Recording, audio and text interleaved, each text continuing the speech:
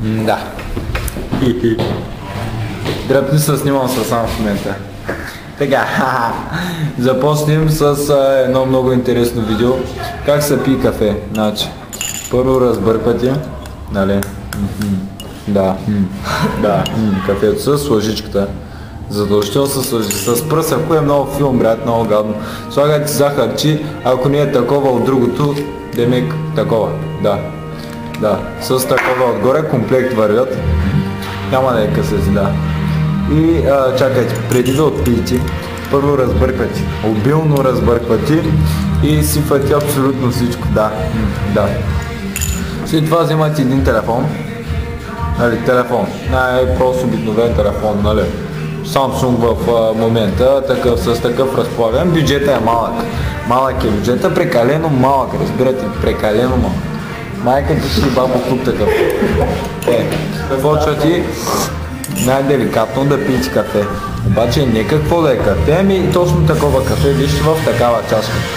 Да, в такава. Кафенето е без значение, защото брат, може и абсолютно всичко да стане, нали? Нямам тест. Да, майка колко съм готин. Да. Сега след това продължаваме да пием кафе най-обилно и стабилно. За невероятен вкус. Реклама на Нескафе 3 в 1 без 2 в 1. И става 1 към 1, демек перфекшън. Кафе без цигара няма как да върви, брат. И че кола правиш? Чета си алто кюто, ако се чуете за какво гледаме, точно е там. Не, е там.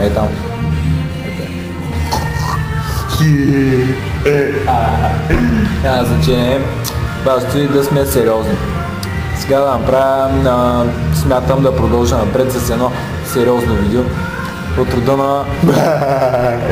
Както и да е. Няма да се легаем повече, защото вече стана мисля, че е прекалено изтъркано. И от тук нататък спираме с абсолютно всичко, включително и всичко. Да. И нямам друго какво да я кажа, заради възнамерявам да спра, защото няма смисъл да хабим тъпоти с камера.